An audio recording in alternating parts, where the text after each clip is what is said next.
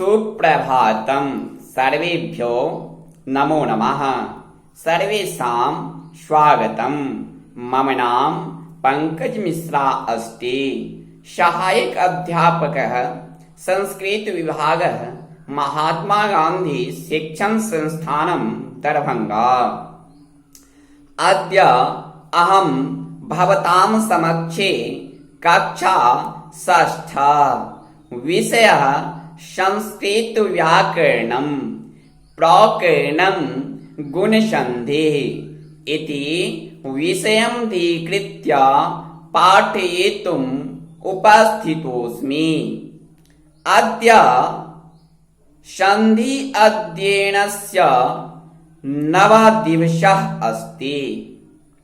छात्रों, आज मैं गुणसन्धि के बारे में,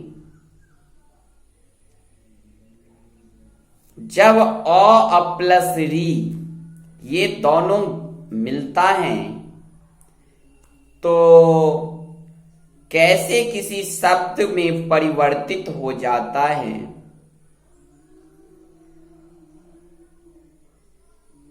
उसके बारे में पढ़ाने जा रहा हूं। तो सबसे पहली अ प्लस री किसी भी शब्द में रहेगा तो वहां पर अर हो जाएगा, वहां पर अर हो जाएगा। अब ये अर जो हो जाएगा वो किस परिस्थिति में होगा, कैसे होगा? तो हम कोई शब्द लेते हैं, जैसे महर्षि है। अब महर्षि शब्द का जब हम संधि विच्छेद करेंगे तो महा प्लस ऋषि होगा, महा प्लस ऋषि होगा। अब हम देखते हैं क्या, जो महा जो पूर्वकालिक शब्द हैं उस महा शब्द में विद्यमान आ है और ऋषि में री है, और आ प्लस री दोनों परस्पर जब मिलता है तो आद गुणः सूत्र के द्वारा गुण हो जाता है। और जब गुण होता है तो कंडीशन अर हो जाता है, और जब कंडीशन अर होता है तो महर्षि शब्द का निर्माण होता है।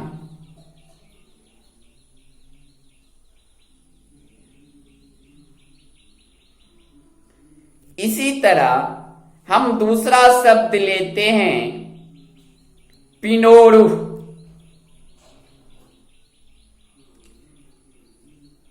दूसरा शब्द में ग्रीष्म ऋतु लेते हैं। अब ग्रीष्म ऋतु शब्द जो हैं ये हम लोग बोलते हैं ग्रीष्म ऋतु। क्या बोलते हैं? ग्रीष्म ऋतु। यदि हम इसको एक शब्द में ही बोलना चाहेंगे तो ग्रीष्म ऋतु बोलेंगे।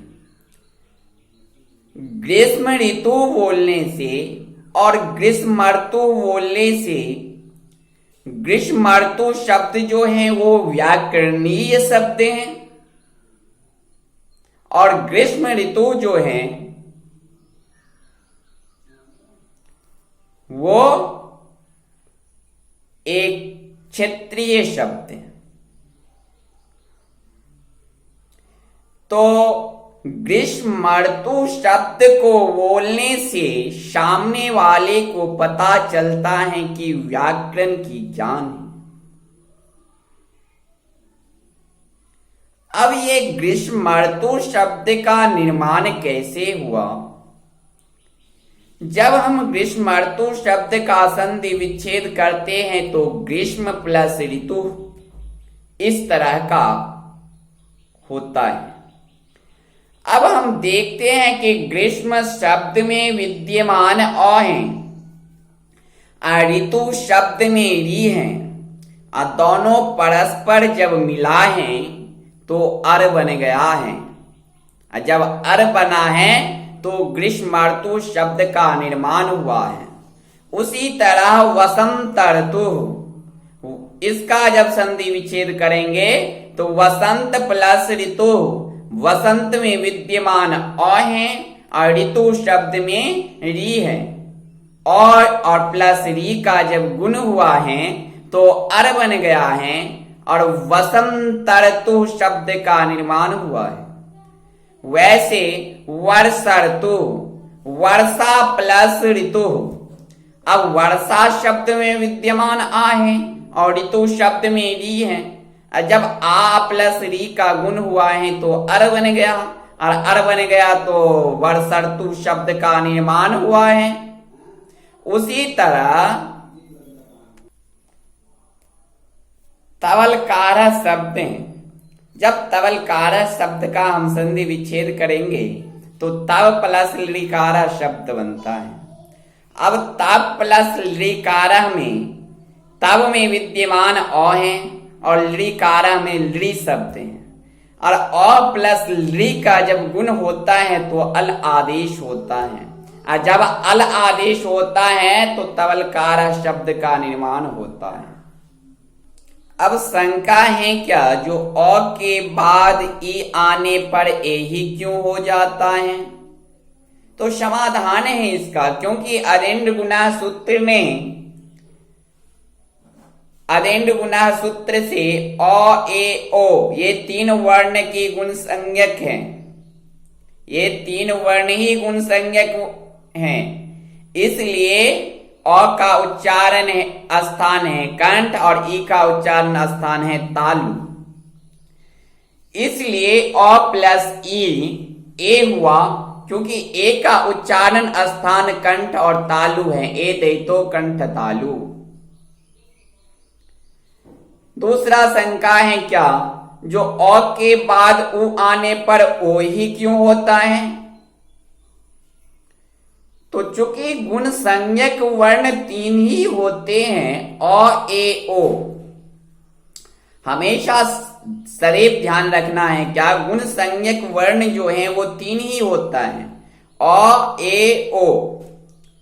तो गुण संधि में गुण वर्ण ही होंगे। इसका भी जवाब पहले जैसा ही है, क्योंकि अ का उच्चारण स्थान कंठ है और उ का उच्चारण स्थान ओष्ठ है।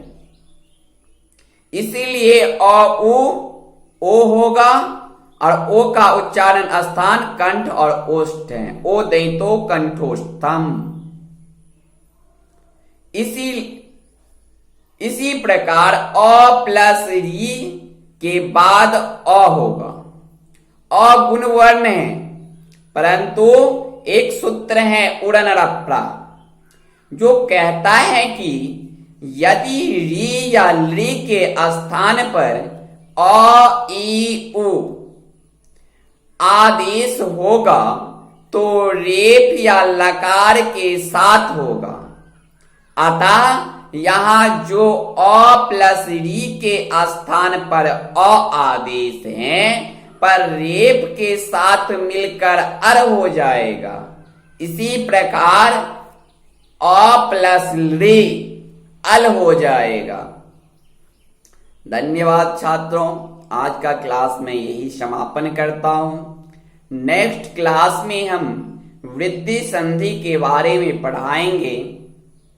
धन्यवाद। जयतु संस्कृतम जयतु भारतम।